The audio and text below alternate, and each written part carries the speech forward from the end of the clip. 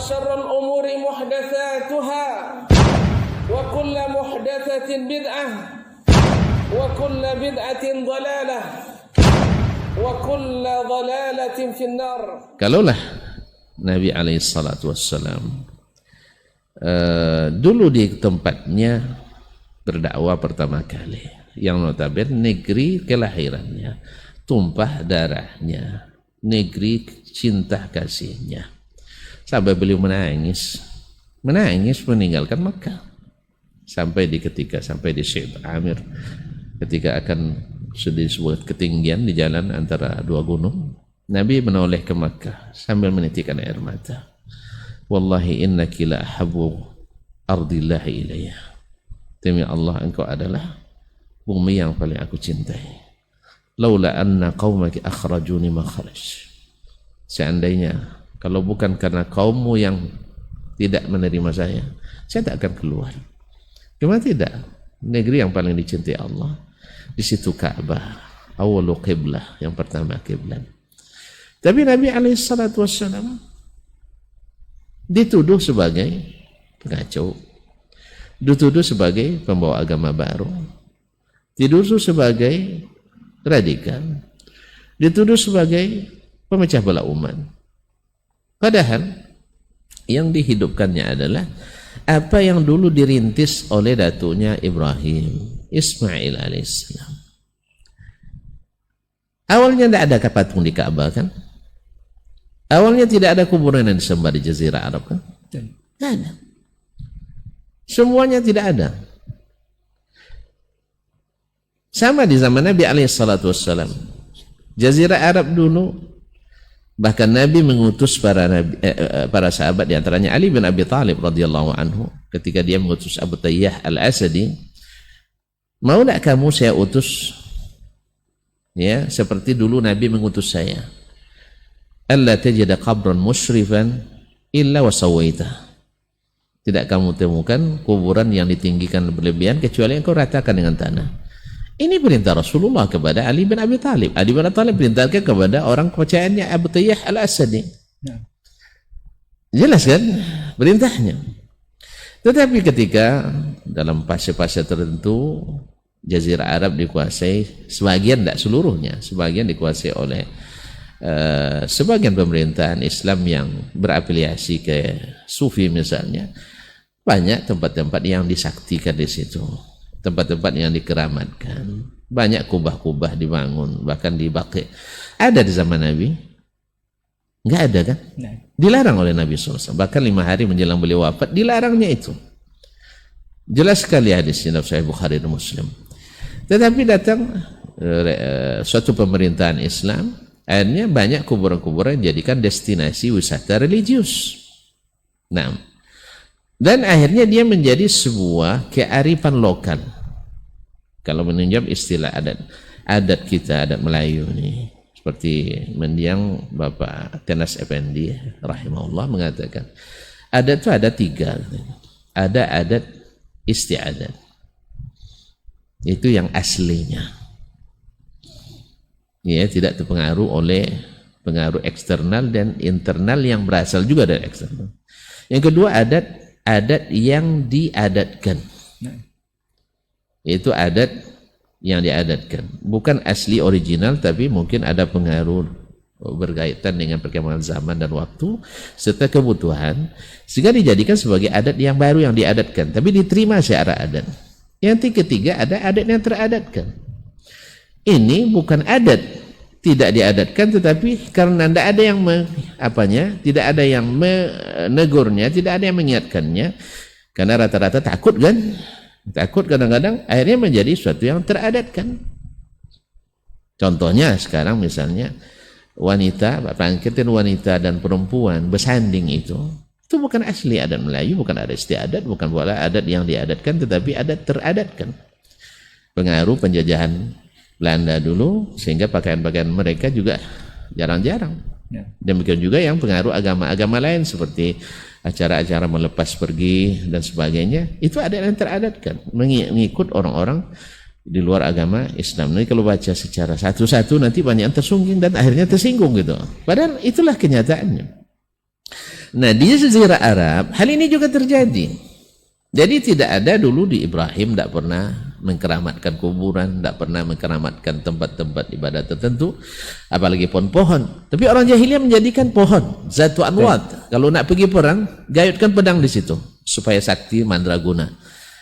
Nah, apakah ada di kalangan umat Islam hari ini seperti itu? Wallahu a'lam, mungkin sebagian kaum muslimin juga melakukannya.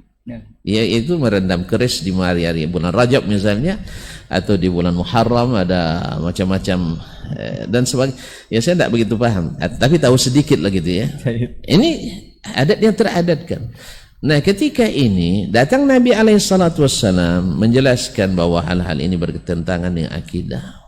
Mereka akhirnya menganggap Nabi nak menghilangkan yang disebut dengan kebudayaan Arab, kearifan lokal Arab, sehingga mereka menolaknya. Al-Quran yang menceritakan, wa idza qila lahum ittabi'u ma anzalallah qalu bal nattabi'u ma alfayna alaihi aba'ana. Bila dikatakan ikutlah apa yang diturunkan Allah, mereka katakan kami dah ikut, yang kami ikut apa yang kami dapatkan ayah atau nenek moyang kami lakukan. Memang kamu lebih hebat dari sifulan ulama. Menurut mereka ulamanya, nenek moyangnya. Karena ada Abdul Muttalib di situ yang jasanya sudah terkenal di seantero Arab, ada Hashim, ada Qusay bin Kilab, ada Adnan. Ya, mereka ada orang-orang hebat, bukan orang biasa. Nah, tiba-tiba datang Nabi Muhammad, ya, nak merubah keyakinan itu. Maka mereka tolak dengan alasan tidak sesuai dengan kebiasaan orang Arab, tidak sesuai dengan budaya Arab. Nah, ini nampaknya mulai bangkit lagi penolakan terhadap dakwah Islam dengan alasan tidak sesuai dengan budaya yang sekarang sebut dengan budaya Nusantara, sehingga dengan kearifan lokal yang intinya sebenarnya menolak Islam. Dulu Abu Jahal dan kawan-kawan menolak karena tidak sesuai dengan budaya Arab. Sekarang datang lagi abu-abu yang lain menolak bahwasanya Islam ini sesuai dengan Arab, tidak sesuai dengan budaya Nusantara, sehingga harus lahir pula Islam Nusantara.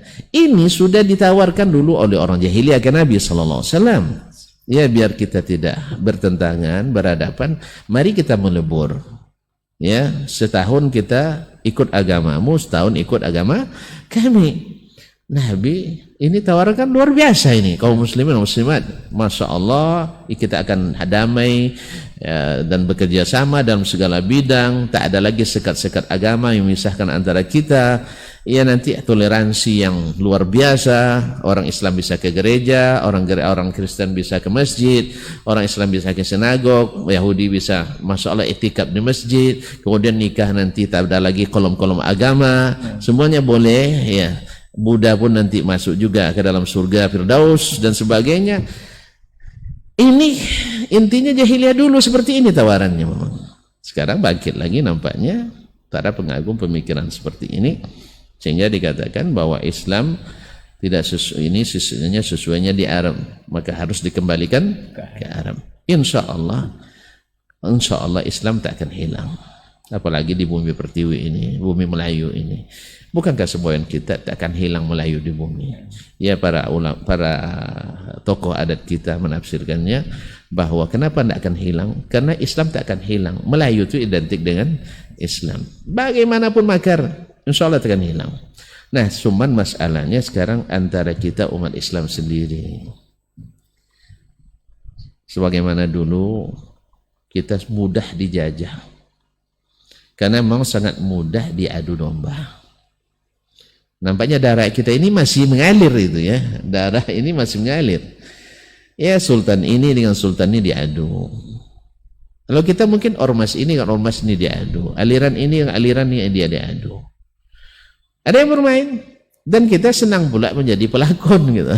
Ya, kita senang mendapatkan lakonan itu. Dapat peran. Baik dapat kebayaran atau tanpa bayaran. Sehingga semakin lebar jurang pemisah di antara kaum muslimin. Ini pada gilirannya sebenarnya dari seluruh pihak, ya, seluruh pihak seharusnya harus menahan diri, dan kepada para pemangku kebijakan, khususnya pemerintah dan para ulama juga harus pandai berlaku adil di dalam bab ini. di dalam bab ini tidak mengikut tekanan orang atau oknum-oknum. Walaupun bunyinya besar, masya Allah ribuan orang, kadang puluhan orang cuma, kadang ribuan gitu. Sehingga di apa namanya di media sosial, diviralkan, kemudian di framing, seolah terbentuk opini bahwa mayoritas orang tidak menerima ini. Baik, alasan tidak menerimanya apa? Alasan tidak menerimanya bahwa nanti takut dikuasai oleh Wahabi. Sebenarnya ini kan ibaratnya ini bukan apa? Bukan kenyataan, tapi adalah ibaratnya momok ya. Ini katakan Wahabi seperti ini, Wahabi seperti ini. Tidak ada yang nama agama yang namanya agama Wahabi itu tidak ada. Ya, tidak ada yang nama agama Wahabi. Alhamdulillah kita Ahlus Sunnah tidak menisbatkan diri ke pribadi. Ahlus Sunnah itu menisbatkan diri kepada sunnah Nabi SAW. Kalau memang tidak sesuai dengan sunnah, ya kita sangat mudah untuk meninggalkannya. Sangat mudah. Cuman buktikan bahwa ini sunnah Nabi SAW. Bukan yang dipaksakan gitu. Antum lihat sendirilah. Apa kebiasaan Arab yang dihilangkan oleh dakwah Nabi SAW? Silaturahim bahkan ditingkatkan. Cuman yang tidak sesuai dihilangkan. Dulu wanita tidak menjadi ahli waris. Sekarang Islam menjadikannya warisi. Antum tidak kembalikan itu. Ya, dulu wanita tidak diajak atau tidak diminta pendapatnya. Bahkan di tradisi lama kita ada sebagian dari komunitas suku kita dulu, wanita tidak diambil pendapatnya dalam memutuskan suatu keputusan. Tapi masuk Islam, lalu ini dihilangkan bahwa ibu-ibu diajak bermusyawarah. Iya kan? Nah, sampai-sampai keluar hadis palsu pula, ya, gara-gara wanita tidak dilibatkan, istashirun nisa wa syawirun nisa wa khalifuhunna. Jadi minta pendapat ibu-ibu tuh, tapi lakukan seperti lawan daripada yang mereka usulkan. Kalau diusulkan misalnya begini, kita bikin begitu. Sampai keluar hadis palsu sampai mereka. Lalu Islam menaikkan, mengupgrade kedudukan wanita. Kalau dulu wanita diwarisi. Antum misalnya punya ayah antum punya istri yang bukan ibu antum, nafat ayah antum dapat 2 warisan. Boleh, istrinya jadi warisan antum. Nauzubillah. Sekarang enggak. Islam menjadikan istri ayah kita itu sebagai ibu kita. Bukan yang lebih baik. Ma'asyarul kiram dirahmati Allah semua. Dulu tradisi orang tuh salah sedikit perang. Sekarang datang Islam, jangan mudah berperang. Dulu lain suku mudah menyerang. Sekarang jangan lain suku, lain agama pun kalau tidak dalam suasana perang tak boleh menyerang. Subhanallah. Inilah Islam yang kita diajarkan Nabi SAW, dan ini Islam yang kita suruhkan kepadanya mengikut sunnah Nabi SAW. Dulu orang tidak mengenal adanya pemerintah, yang ada adalah kepala suku. Lalu datang Nabi SAW membentuk pemerintah daulah, sehingga mewajibkan taat kepada pemerintah itu. Dulu tidak ada istilah mereka taat pada suku aja. Nah, selalu Nabi katakan siapa yang taat kepadaku mesti taat kepada pemimpinnya. Subhanallah. Ini yang kita serukan. Aman kondisi kaum muslimin dan muslimat dirahmati Allah SWT, sehingga tidak sebentar-sebentar demo, kemudian ditunggangi oleh orang-orang yang tidak bertanggung jawab di dalamnya. Akhirnya timbul tuduhan-tuduhan yang macam-macam dan yang bukan-bukan. Karena mirip, sama-sama berjenggot, sehingga seluruh yang berjenggot tertuduh. Sama-sama rajin baca Quran, sehingga yang rajin baca Quran semua tertuduh. Sama-sama rajin ke masjid, akhirnya yang rajin ke masjid tertuduh. Gara-gara apa? Pekerjaan antum saya yang harus pikul tanggung jawabnya. Tapi kita juga, sebagai muslim juga kita tidak, artinya tidak lepas tanggung jawab. Memang, mereka muslim memang, tapi salah memahami. Kita doakan mudah-mudahan mereka rujuk kepada agama Islam yang sesungguhnya. Wallahu ta'ala.